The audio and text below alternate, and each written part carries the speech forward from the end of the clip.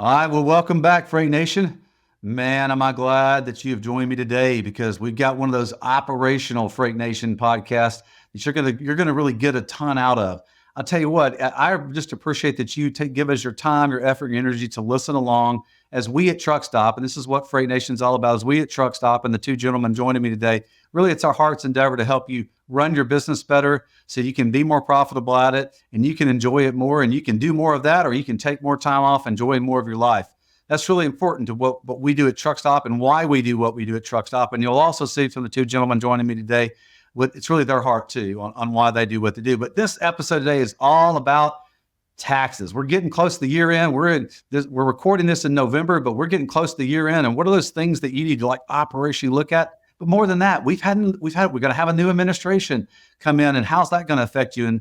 And then what are some of the things that some of the typical blocking and tackling you need to do in your business to prepare yourself to be able to have the best operation that you can have? And really, some of that just comes around getting the great advice. And boy, do we have two great people joining me today. You probably noticed a couple of the faces. If you've been watching Freight Nation in the past, they've been on before. These are two of my favorite people, two of my favorite friends in the industry.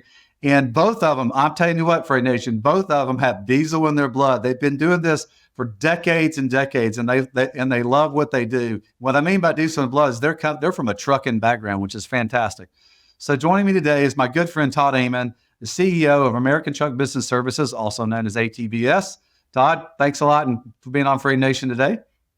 Hey, Brent, is there anybody that's not your friend? I don't think I've ever heard you say that, but you always do make me feel like I'm one of your best friends, and I appreciate that because I know that's how you treat people. So I love being here with you. Thanks, man. Well, thank you so much. I do mean it. I do mean it honestly. So thank you, brother.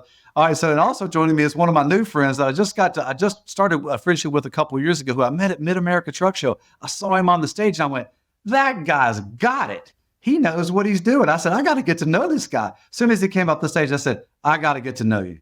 So Mr. Adam Wingfield from Innovative Logistics is with us today. So Adam, thank you so much for joining us on Freight Nation and bringing your words today. No, thank you for having me on here again, Brent. And that's really a true story. I remember watching you stand at the bottom of the stage when I'm walking off, and you was like, I've got to make sure I shake your hand. And that's been years ago, but the friendship has been genuine and true ever since.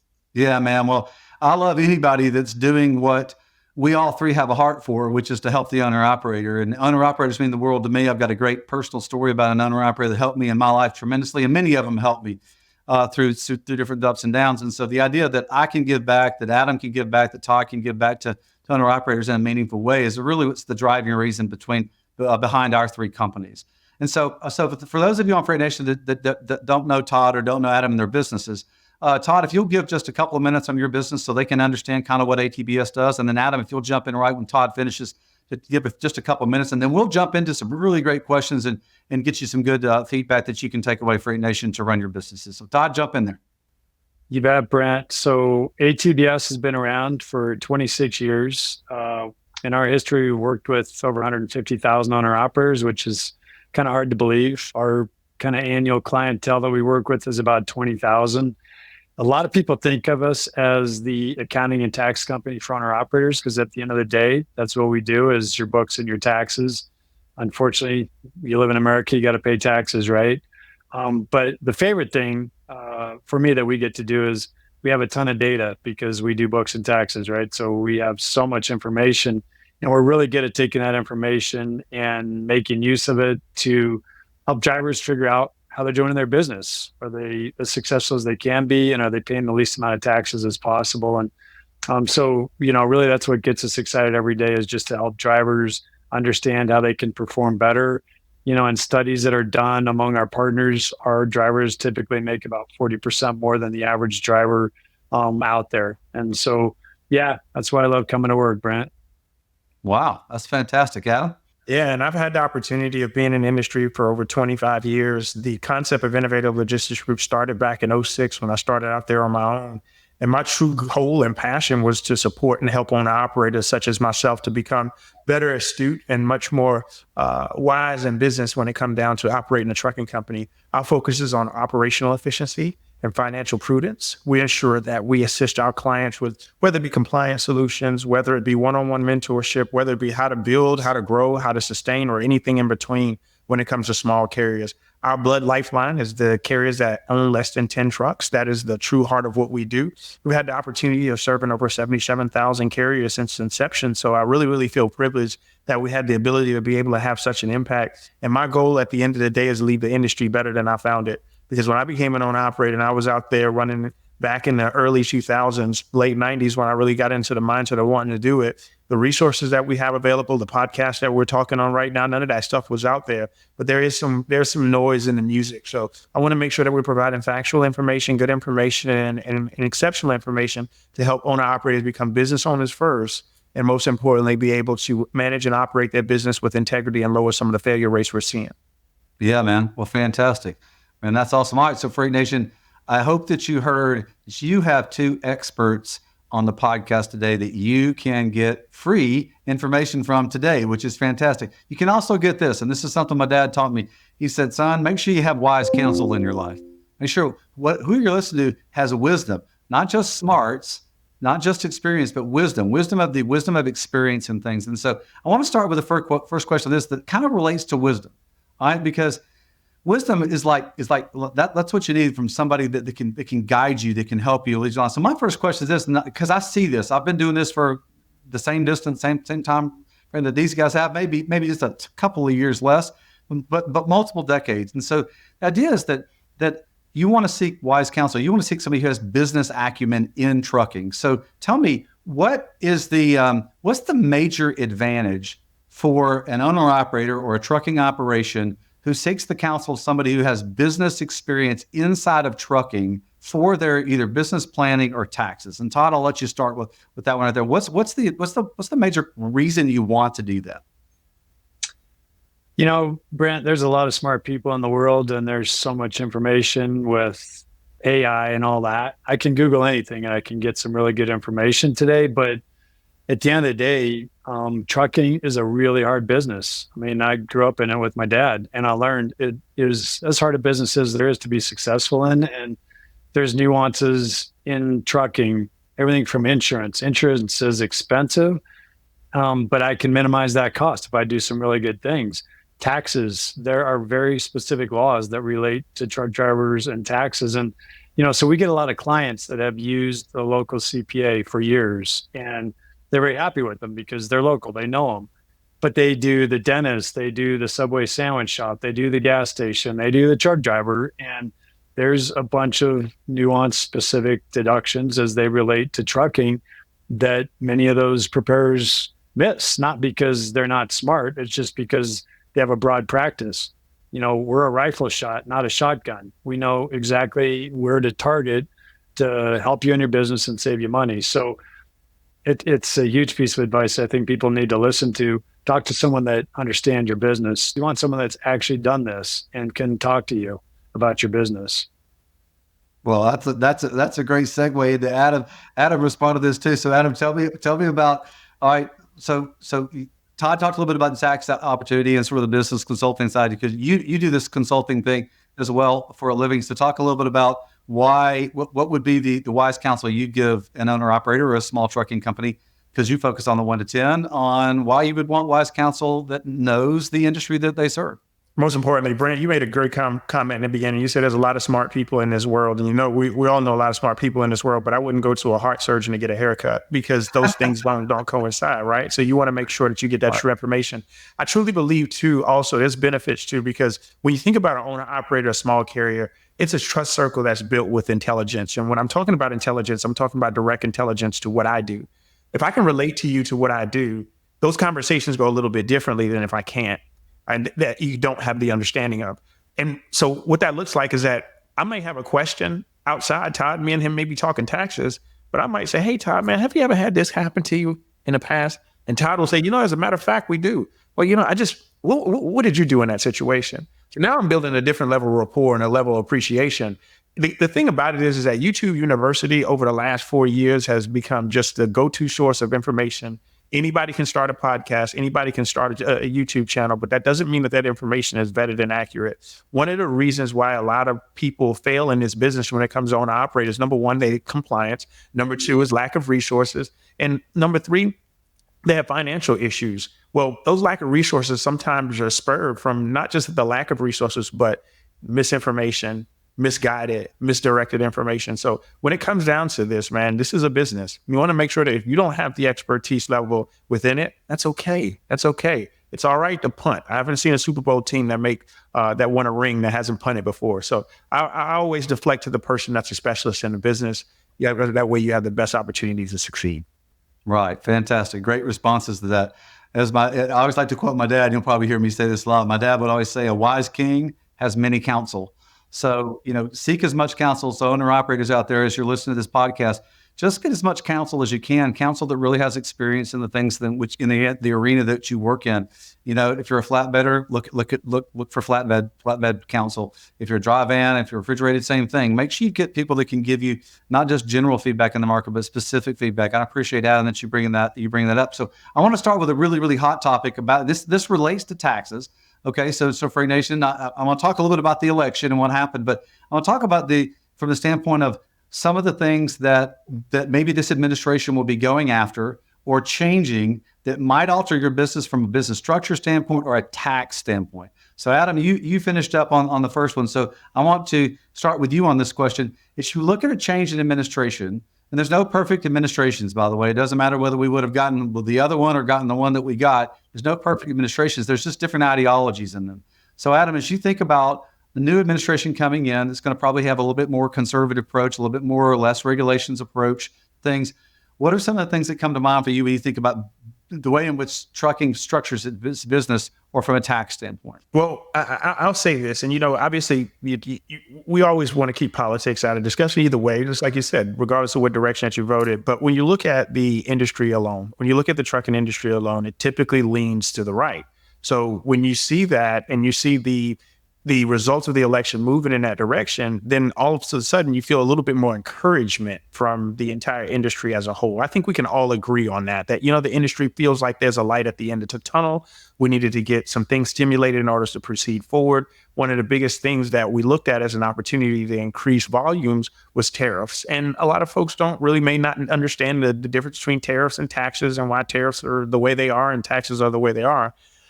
But ultimately, if you really step back and look at it from just an objective lens, look at it from the lens of a scope of just being 100% neutrality, with the tariffs that the administration that is coming in is saying, hey, this is what we're going to do.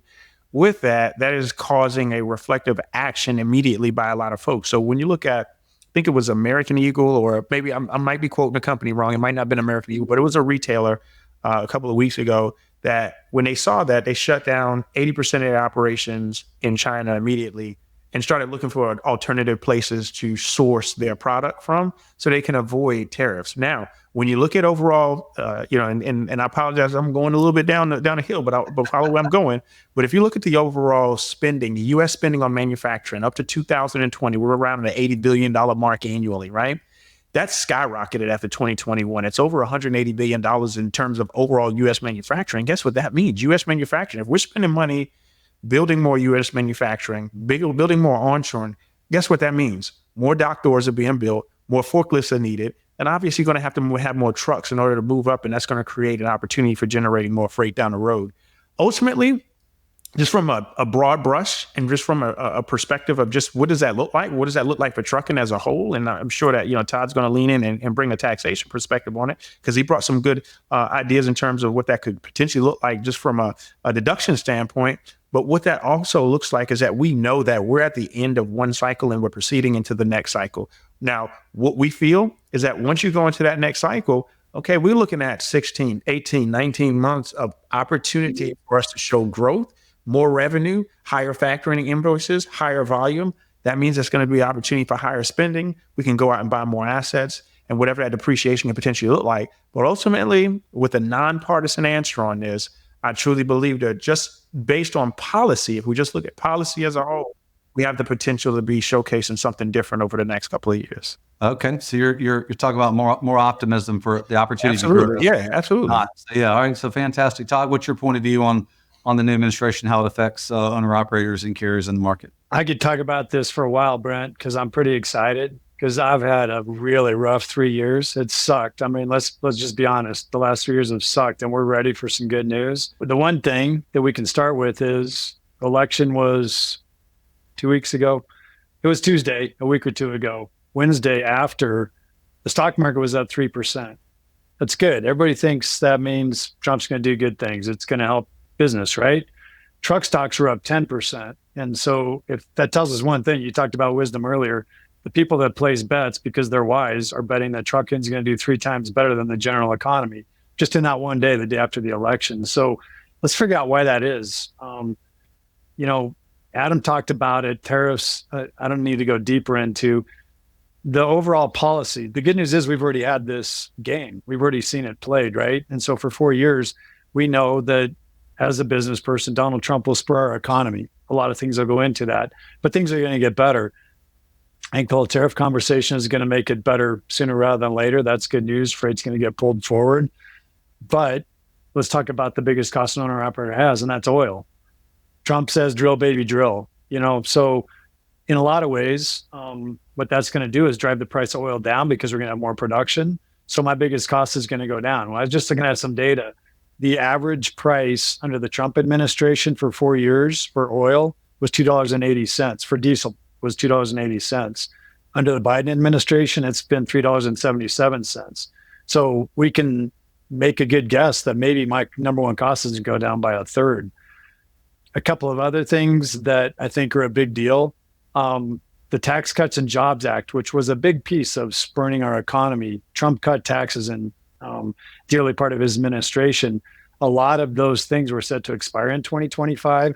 The fact that he's back in office and the fact that he has Congress and House of Representatives and the Senate on his side means that those will probably get extended or maybe permanent. So one simple thing that relates to owner operators, the qualified business income deduction, that was a huge change.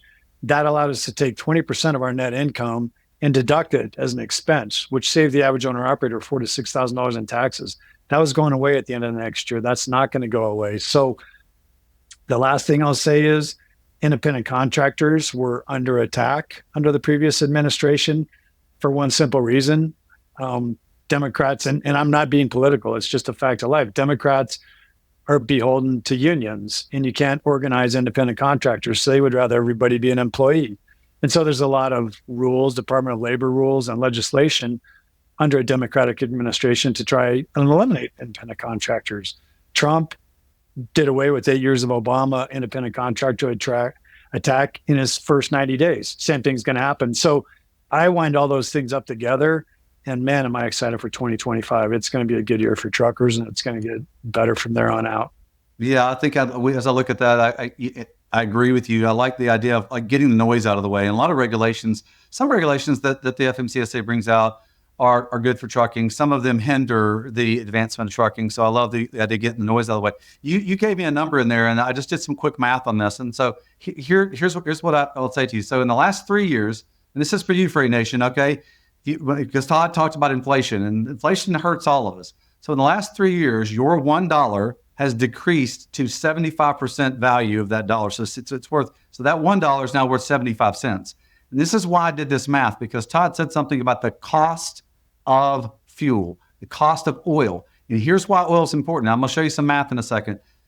We are a petroleum-based economy in the United States. You can look at recessions based on the cost of oil in the United States.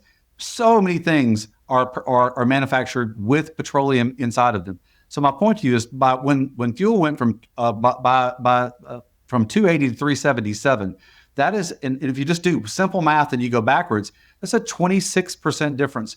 So if it goes backwards, you're going to get back your inflationary loss in dollars. Now, it's not a one-for-one gain, but this is why mathematics works. This is why taxes are important. This is why looking at these things are important. So I'm so glad, Todd, that you brought that up when you talked about why was inflation so high. Certainly, it was the money that our government gave every U.S. citizen that had an inflationary effect because of purchasing. The other thing was when we shut down oil production in the United States and went offshore with it, the cost went up. Our cost went up. It's a necessary increase. I just bring that to you, Freight Nation, for a little added information. I want to jump into something. So thank you so much for talking about that. I'm glad you both are optimistic, which I hope that you, Freight Nation, for all you watchers and listeners out there, that you're optimistic too, because optimism drives so much of the success in whatever you're going to do. So, all right. So I talked a little bit about as we're recording this. So we're in November. We're in the middle of November. Just to talk about when we're recording this. so you at Freight Nation know when we're talking about this. So we're going to talk. We're going to get down into some of the operational things and the nitty gritty a little bit. So I got the two experts here. So we're going to talk about this. So we set the bar with why you want to have a professional to help you that knows your trucking operation, what's going on with the government. So now let's get into what they can do, Todd, and what they can do with their operations. I'll start with the first question for you, Todd. This is for like strategic year-end deductions, things like that. So the question is, beyond the usual deductions that they get, like fuel and maintenance, what are some less obvious things, less obvious year-end deductions that an owner-operator should take in advance, not wait to the end of the year, but what should they take in advance to reduce their taxable income? I'll give you a couple of things, Brent, and we will probably get into, should I buy a new truck? Should I buy a new trailer? And that kind of stuff.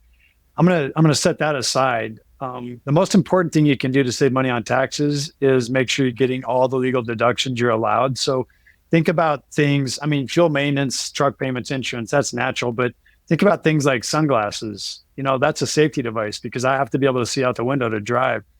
A guard dog, if I've got a dog in my truck, does it bark? Well, then that can be treated as a security device, and I can deduct dog food and vet bills. Home office, do I use my home to do business? Does my wife help me out and book loads? Maybe I can take a home office deduction. Cell phone, SiriusXM. So the small things that ultimately add up to thousands, but I'm going to leave you like a really important thing to plan at year end that we can talk about for strategy is being taxed as an S Corp rather than just being a sole proprietor, which is what most owner operators are taxed as. And I know we got limited time, so I'm going to do this really quick. If I'm making over $70,000 a year, and I set myself up to be taxed as an S Corp, I can pay myself a lower wage, a reasonable wage. So let's say I pay myself $50,000. I can save myself 15% of my self-employment tax on that $20,000 differential. So I save myself $3,000 in taxes. So I leave you with that to say those are strategies that last all year that you need to think about and get that S Corp set up before the end of the year. That's the kind of stuff you need to be thinking about right now. Yeah, fantastic. So, wow, that's kind of a mind blower right there, that you can actually, just by the way in which you qualify or classify your business and register your business, you can actually offset expenses to maximize the return to you. So that's what great advice, Todd. Thank you. So Adam, as you think about that and you think about end of the year and these either new people to your to Innovative that come to you, where do you see the same thing? What do you see from a year end? What advice do you give them on the year end? My biggest thing too is, Brent, I'm big on just having education and investing in education to improve yourself as a business owner. And if you're looking to grow, for instance, as a small carrier, say you want to go out there and you want to go to pitch to shippers and you want to learn the process of being able to quote, well, maybe you take a sales course or something of that nature. Just remember that business related education, whether it be courses, certifications, seminars, anything that you participate in, if you're traveling to these events, say the MATS, say you're traveling to F3 or something of that nature, because you're doing it with the intention of improving the business and providing yourself with a different level of things, just make sure that you're including that on that process. But then also make it easy for yourself, okay? Don't have the shoebox that's in the back underneath the bunk. Make it easy for yourself. And if that means that you have a process in place, whether you're a single owner operator or you're a large scale small carrier, you need to have processes and systems in place, right? So at the end of every month, whether you work in retail, whether you work in restaurants, whatever, there's a time that you're sitting down and you're doing your P&Ls. You're doing your projections and your P&Ls of the incoming month. As an owner operator, it shouldn't be any different. You need to treat yourself like you're an employee of the company as a C-level executive and perform those things. So even if you have, QuickBooks Online, if you're using QuickBooks and you use their application, they've got like an instant program where it tracks the things that you do when you buy things and it categorizes it for you. It's important that you do that. You go through and you're categorizing your deductions, just like Todd mentioned, because every dollar, every $20 that you spend here, or even your truck washes, when you go to wash your truck and spend $120, $130 on a truck wash to improve the brand presence, ensure you're showing up for your customers. You do a reefer washout just to make sure that you can pick up that load of potatoes behind those frozen chicken that live chicken that you just picked up. These are the things that you've got to make sure that you're doing it, that you treat it like a business. This is not a hustle. You treat every single step and stage just like a business, and you're making sure that you have a process or a system that is friendly to you, that you're not scratching your head at the end of every day and wondering if you missed anything. But you want to make sure that you take the opportunity to that. But then I'm also going to just be selfish and defer back to our original question. And that's making sure that you're partnered with an expert too as well. So you have a team in place, that you got an expert at the end of the year that can sit down and go through these line items with you. You understand what those deductions may look like and how to be able to fit within that mold of those deductions, and be very, very careful. And just if I just may add a quick follow-up on that, big ticket items like, APUs and things like that, they can be good for tax benefits, but you got to make sure that from a long-term perspective, it fits within your business plan. It fits within your model, because, APU, while it has its incremental advantages over time, the original expense itself, it may be something that may hit you a little heavily. So just be cautious on that. I know that was a follow-up that we're going to probably kick the can down on the later part of the conversation, but I just wanted to just make sure we discuss that too. Well, I want to hit on this too, though, because I know, Adam, you've developed your own TMS for dispatchers in the market. So you develop technology that automates things. And Todd, I know that you guys have developed a really easy to use app that helps them categorize their expenses and stuff. Both of you just talk real briefly about, because you said something, Adam, that hit me, which is, man, make it easy on yourself. Don't waste time. Don't waste time. The shoebox at the end of the year is probably not the best use of your time from a standpoint of like what you got to do to actually make it help you, to get your tax and structure done right at the end of the year. So Todd, real quick, just on you guys developed that piece of technology to make it easier for owner operators and easier for small carriers to be able to get their business done, that from the sort of the blocking and tackling, the paperwork. So talk a little bit about technology and the use of that to help you from a tax standpoint and a time standpoint. Yeah, Brent. So I've done 5 orientation classes this week virtually, because the lady that usually does them for us couldn't do it this week. And so I've talked to 10 to 30 drivers. And my simple question is, how many of you became an owner operator and started your own business so you could sit in your bunk at night and sort receipts and put them in an Excel spreadsheet or QuickBooks, or go home and dump them on the table for your wife? And, of course, nobody raises their hand and they all laugh. And that's our philosophy, our app. And I appreciate you asking, because I'm not here to sell ATBS, but you download the ATBS, you take a picture. You don't need to be a tax expert. Take a picture. If you go to Walmart and buy 200 things, send us a picture on the ATBS app of your Walmart receipt. And we're going to go through and figure out what's tax deductible for you. You don't have to say this was for the house, this was for the truck. We'll figure it out, and we'll put it in a P&L format for you. I'm 100% what Adam said. If you do all that at the end of the year, then you had zero to manage your business with throughout the year. You need to have numbers every single month to know how you're performing. And the ATBS app can't make it any simpler. Take a picture. How hard is that? If you don't have a phone, send it in the mail. We'll do it via mail, whatever it takes. Send us your receipt and we'll figure it out for you. Fantastic. So Adam, talk about technology from a standpoint on how your use of that as well. Yeah, so I'll give a quick example. If we did a sample on owner operators and fleet owners, when IFTA comes around, how many of them file on time and file late? I can promise you, if it was a simple system to do that, and all they have to do is click a button, that we would never have IFTA tax submission issues. We use OCR technology as the world gets more and more advanced. Make sure you tell people what OCR means. It's an occupational recognition type software. So, just like Todd said, I'm sure that's what his developed offer as well, where you can scan it, the system reads it, it's able to pull out the good stuff. Well, we're in 2024. We don't have to, pull out a checkbook like in the old days and balance a checkbook anymore. Leverage the technology that's available to us. And the great thing about that is that once you make technology has been in position, especially with us. And one thing as a trucking industry, and we can agree on this, trucking is an antiquated industry. We do everything late, right? We just started doing ELDs and things like that. And it's just because we've always been that way. We're still signing bill of ladings, for God's sakes. But trucking has always been antiquated. And I'm not sure what it takes to get us over that hump, but the more adaptation that we can use financially with technology, it's going to make it so much simpler for us to use. So even with our system, we did the same thing. We made it so it's just simple. Just upload a document, let the document do the work. You sit back and you focus on the things that you're great at, and then let the system do the things that it's designed to do. Yeah, fantastic. Freight Nation, I wanted to do this because It's not about Todd's technology. It's not about Adam's technology. It's about the use of using something that can maximize your hours for your ability to be able to drive. Don't burden yourself with things you don't need to burden yourself with, especially when it comes to tax organization. Look, and self profession here. I hate taxes too. I mean, I don't like them either. So, all right, so let's move into some more operational things. So, using Section 179 deduction. So you guys are going to have to explain this because, again, I'm not the tax professional. All right, so the Section 179 deduction lets truckers deduct the full cost of new equipment like trucks. How can owner-operators use this to their advantage, not just for tax savings, but to grow their business? All right, so Adam, jump in there real quick on that one. So 179 deduction, educate the audience on that. So 179, like you said, it allows you to be able to deduct the full cost of equipment, providing immediate relief, giving you that immediate hands-on relief.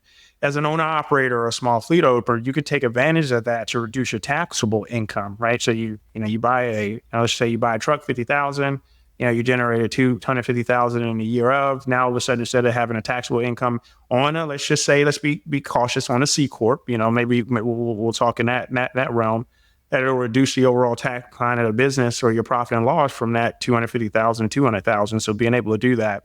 Or what that can do, just in an example, a fuel efficient truck, we talked about fuel just a few minutes ago, but in a fuel efficient truck can cut operational costs as well. So, hoping that bottom line when it comes to after tax season, that you have a long-term residual improvement by me going from a manual, W900 that I'm getting 5 miles a gallon on. And all of a sudden now I can upgrade to a T680 or T880 and get 8 miles per gallon. Not only am I going to be able to benefit from it on the short-term perspective, I'm also going to have long-term valuation improvements on it because I go from 5.5 miles a gallon to 8 miles a gallon, and now I'm saving 2.5 miles a gallon. So instead of me buying, 18,000 gallons per year, I'm down to buying 15 or 13,000 gallons per year in fuel. So using the deduction can give you an immediate lower of your overall taxable income, but it also can give you a long-term benefit just from a cut in operational cost. That's my thought. And I know Todd probably got a different perspective, but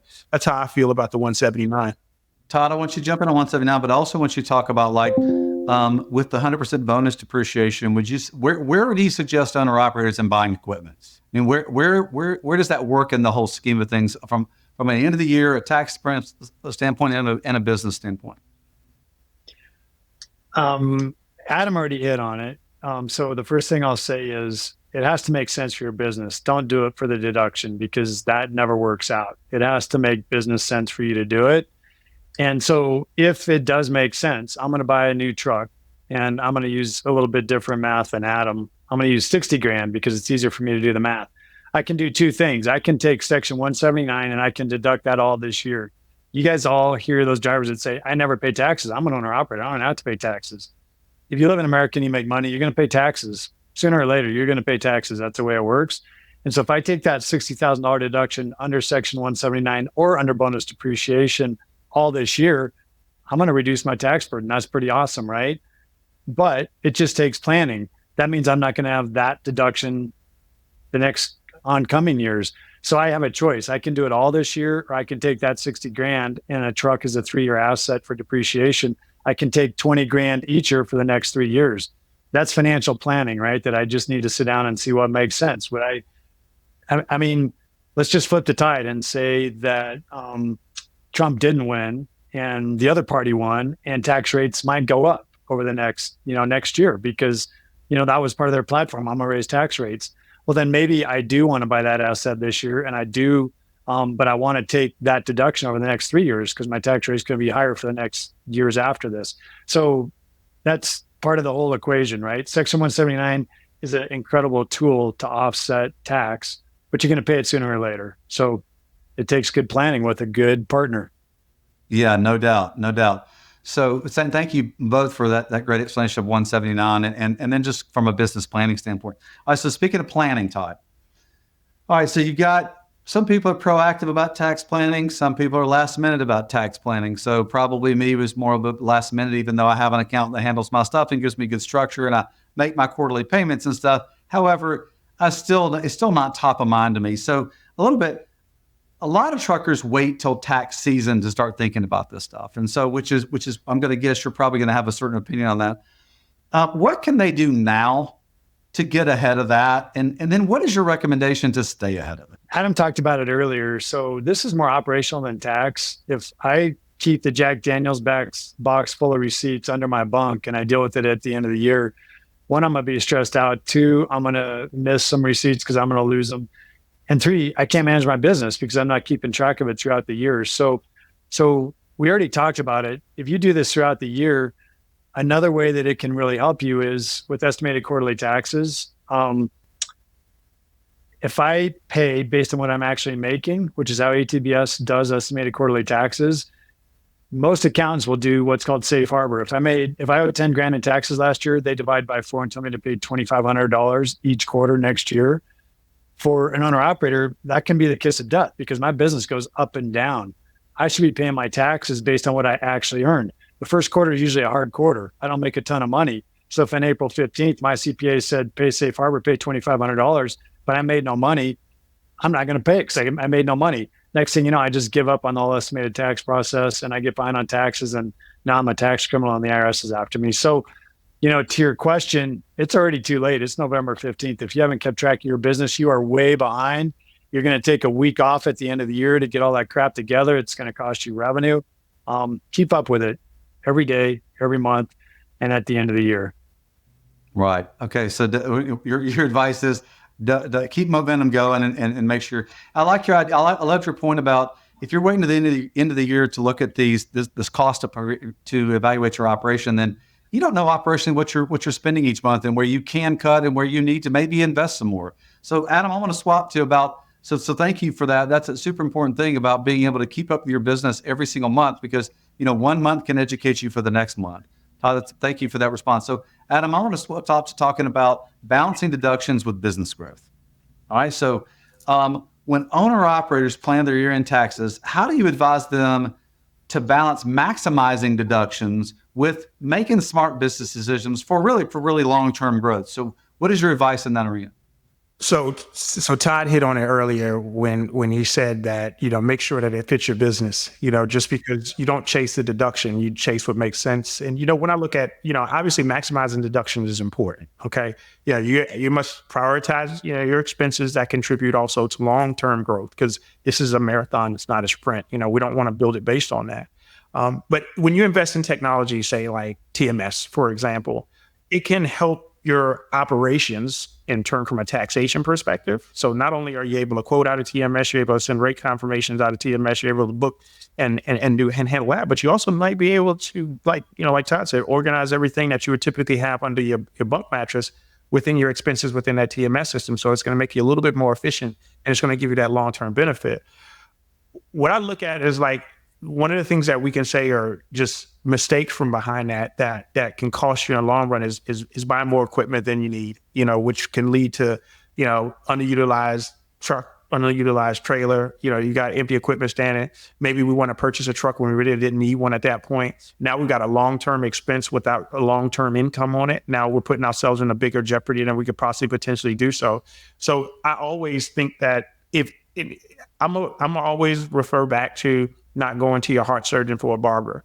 Go down there and make sure you partner with somebody that you can actually sit down. The thing that corporations have the benefit of, Brent, is that corporations have the benefit of being accountable to a board of directors with their decision-making processes.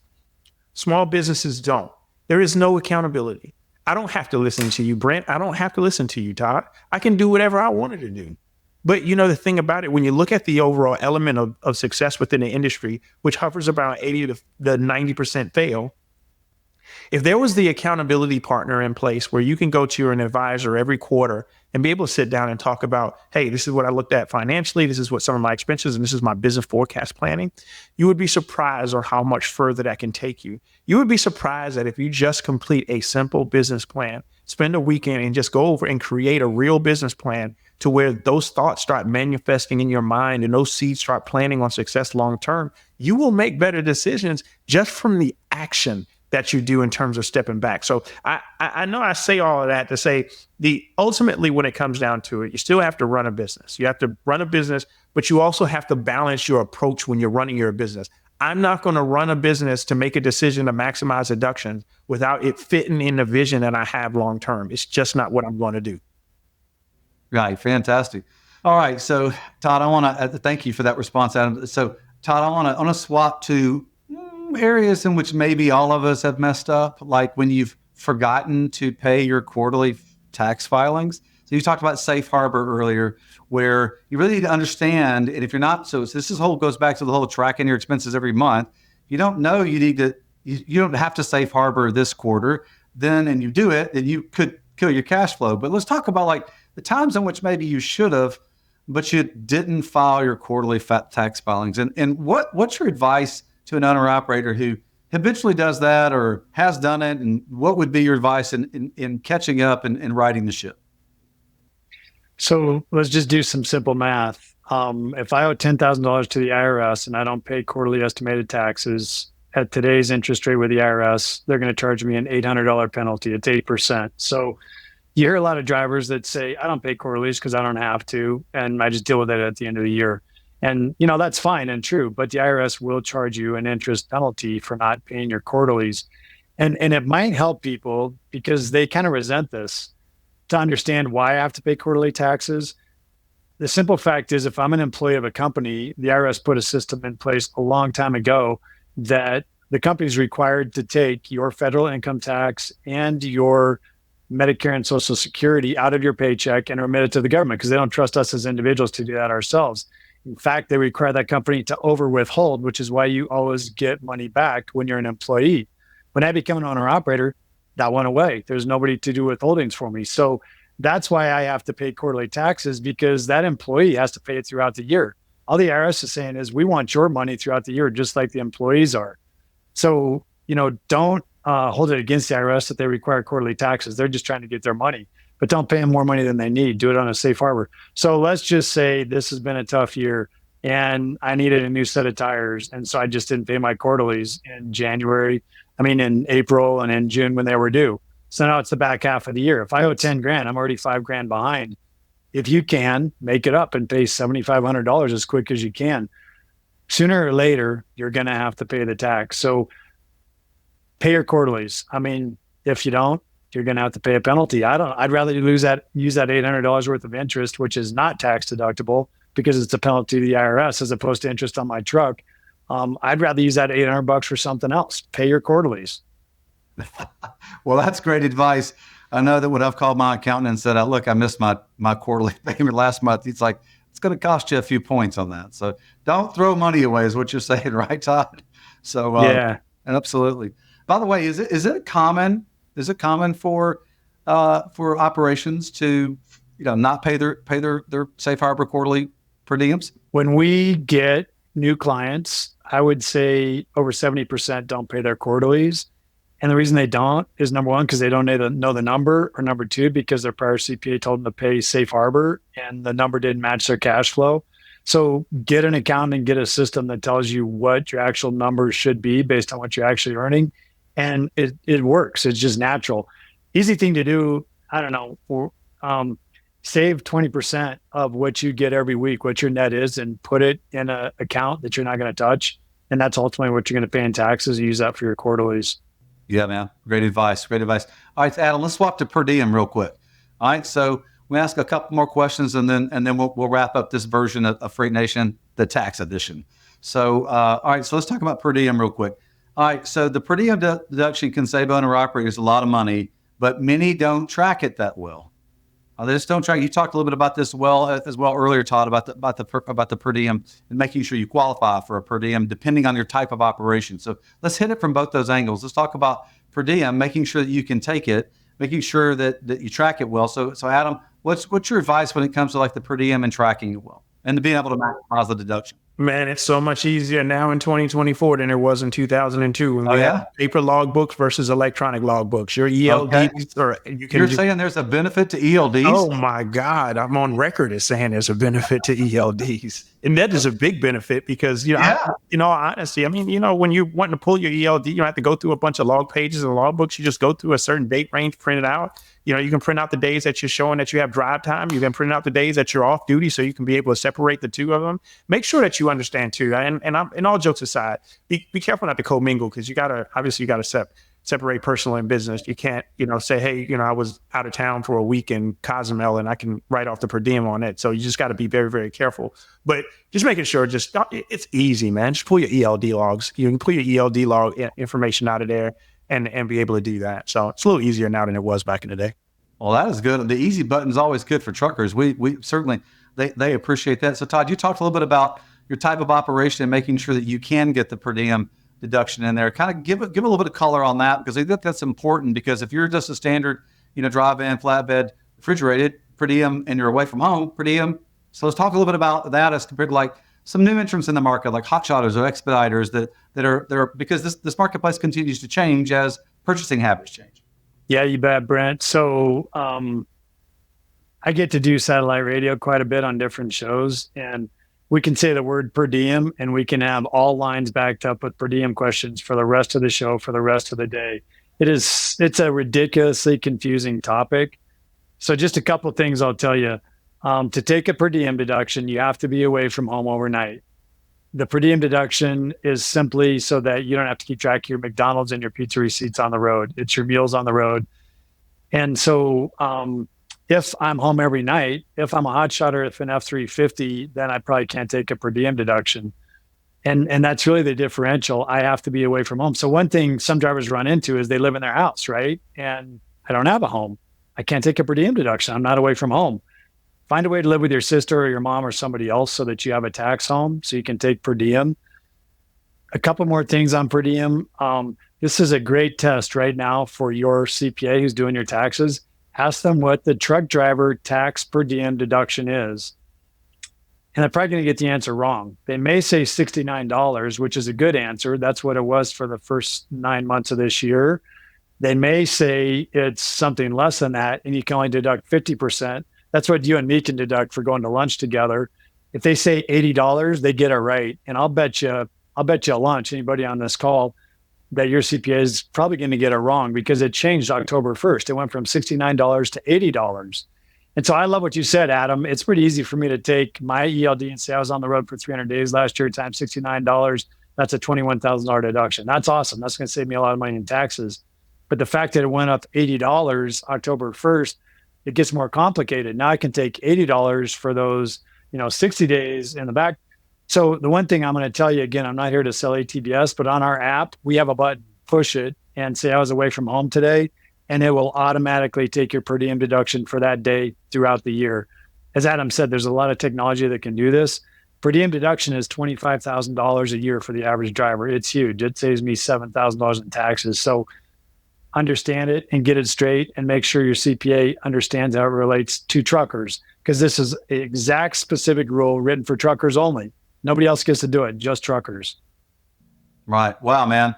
I love it. I love it that when you're on other programs and you're talking about per diem, that the lines just light up, because it can be confusing. So this is another reason why, Freight Nation, that you want somebody that knows trucking to help you in your business advice and in your tax planning. Super important. So we're going to close with this last question, and it's going to cover a couple things. Let's talk about economic changes, and let's talk about the big retirement word and planning for that. So let's talk about, just real quick, I want to get both of your opinions on the economy changes and how you adjust to those things with like fuel prices and freight rates and things like that, how you prepare or look at those things like that and prepare your business. And then let's talk about retirement contributions and the tax benefits of those things. So Adam, I'll start with you on those things, just kind of a broad topic, both things on economic changes and retirement and the tax benefits to that. And kind of what's your advice as you give to the carrier on that?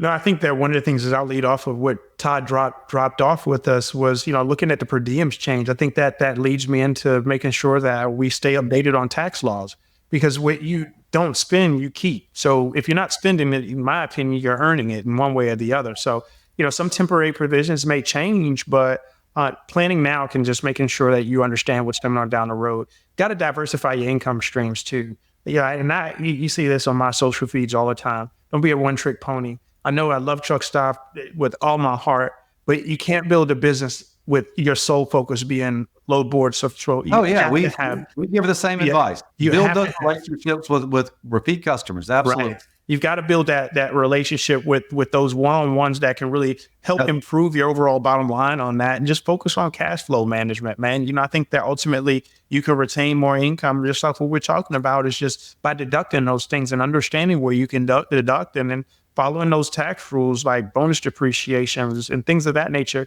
that allows you to capitalize on benefits long term. But I just think that when you go through your quarterly planning, and I'm challenging everybody to that's listening to this call, I don't care if you do it once a month or once a quarter, provide yourself a routine where you're going to go through and you're going to evaluate your business from a financial perspective. You're going to consider your quarterly plan. You're going to look forward to your plan for that next quarter financially, and make sure that you have a solid, clear focus and clear lens on where you're headed when you're going down the road from an income perspective, so that you truly are being very, very astute and very, very, very accountable to your own business without accountability that's standing over you. Yeah, man. All right. So on the retirement end, when you were talking about that, just touch on that for a little bit. Do you advise retirement for as far as like co-planning for your carriers? Oh yeah. Because at some point, the thing is, you're in trucking is the most dangerous. I don't care what stats say today. This is me from experience, man. It's the most dangerous jobs out there, man. We're running to your tongues are hanging out because you're dead tired against the world, against deadlines. You got people that's cutting you off all day long. Honestly, anything can happen, man. I back in 2004, I fell out of the back of a trailer and I shattered my wrist, man. And like at the end of the day, anything can happen out there. Could you imagine what you would do if that's your whole income, your babies, the wives, the dogs, the house, all rely upon your income? What would you do? And I think that we need as an industry to be okay with planning. We don't plan. Let's go, okay, let's put some money to the side, because at some day, Brent, I want to get from behind the wheel of a truck if I'm a driver. I want to be able to travel the world and do those things, but you can't do that without an income. So I think that having contributions to a retirement plan is important, because you can maximize on long-term benefits, and it's tax deductible. Fantastic. So Todd, wrap us up on your point of view on economic changes and adjusting to those, and then preparing for when you're taking a little more easy in your life on retirement and the tax, which you kind of want to set up for a tax advantage there too. Yeah, Brent. So the economic changes real quick. I'll use two examples. At the height of COVID, the average driver had gone from running 108,000 miles to running 85,000 miles. And shocked me when you gave me that information. I said, "Where'd you get that?" And you said, "Brent, they do it all the time." You said, "When the rates are high, they drive fewer miles." And so, keep going on that. Yeah. So the operating model during COVID was to drive as fast as I legally could drive, maybe +5, whatever you think you need to do, but get to that next load as quick as you can, because it's paying you a ton of money. I don't care about fuel costs, because fuel was $3 and rates were crazy. So I ran less, but I made more money because I was taking high paying rates. And then, when Russia invaded Ukraine, diesel went to $5 a gallon and rates plummeted. My model just changed 180 degrees. Now I'm going to have to work harder because rates just went down. And the unfortunate part about working harder is I also have to drive slower, because it cost me a ton more in diesel at $5. I mean, those are dramatic changes. It literally took 18 months for us talking about that every day with our clients to help them understand the magnitude of that. Today, they're running more like 95,000 miles. So the miles are up, and they're driving slower because they have to save money on fuel. We're about to enter another sea change. We've talked about it with the new administration. Rates are going to go up because demand for trucks are going to go up and oil is going to go down. So I got to, use truckstop.com. If I've been hauling reefer or dry van, my guess is the flatbed business is going to get pretty good, because drill baby drill means there's going to be a lot of stuff moving to oil fields to drill with, right? So if I made some money, heck, maybe I should buy a flatbed if I'm going to grow my business and I am going to add some more trucks. Maybe, as Adam said, diversify. Maybe I should be in the flatbed business. So really what we've been talking about is pay attention. Things are going to change, and you're going to have to change how you operate. What you did for the last 3 years to survive is not how you're going to thrive and make extra money during the next 2 years. You're going to have to change. As far as retirement goes, hey man, we all want to retire someday. Well, some people don't, but I do. And I guess you guys do. So if you do the compounding investment, kind of thing, I put X amount, how am I going to have $1 million to retire on by the time I, get there? Something real simple. If you can do it, take 10% of every dollar you make and put it in a retirement account. It's tax deductible. And so it saves me money on taxes, and it's going to grow with what it's invested in. That's to say the last couple of years have been really hard, and I don't want to put money in a retirement account and put myself out of business, right? And so maybe I have to cut that back because I got to survive. Let's make up for that when things get better. So retirement account is a great thing to do. Be disciplined. Put 10% of what you make in a retirement account. You'll retire early. Yeah, fantastic advice. Well, gentlemen, here's what I'm taking away from all this, which is, number one, plan your business. Number two, be specific about knowing the numbers of your business. Keep specific information on your business. And then, as Todd and Adam, you just both gave advice to the Freight Nation watchers and listeners, which is know what's coming at you. Know how things are going to change, because there's certain things that are going to change that you have to adjust to. You have to adjust your business to in order to maximize your return in them. And if you don't, you're just going to be, there's just going to be punishment against you because you won't have adjusted the right way. So, man, guys, thank you. Todd, Adam, man, thank you so much for your investment into the owner-operator, the investment in the carrier, and the investment into Freight Nation today. Man, thank you so much for being on. Thanks for having me. Hey, Brent, my pleasure. Adam, it's really nice to meet you. I didn't know you, so I'm glad we got this time together. And thanks for getting out the word, Brent. God bless all the drivers. Keep doing what you're doing, man. Yeah, well, thanks a lot. I'm glad I got to hook 2 new friends up too. So that means I've done my good duty for the day. So, all right, Freight Nation, that's a wrap. You heard from 2 of the best in the industry on how to plan and work your business and understand your taxes and understand how to run your operation. Please take this to heart. Please take this and put it in your business, man.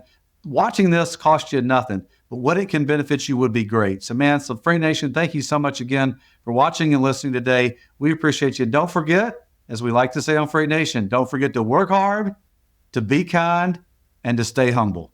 We'll catch you the next time, Freight Nation. On behalf of the Truckstop team, thanks for listening to this episode of Freight Nation. To find out more about the show, head to truckstop.com/podcast. If you enjoyed this episode, make sure you hit subscribe so you don't miss any future episodes. Until then, keep on trucking and exploring the open roads with Freight Nation, a trucking podcast.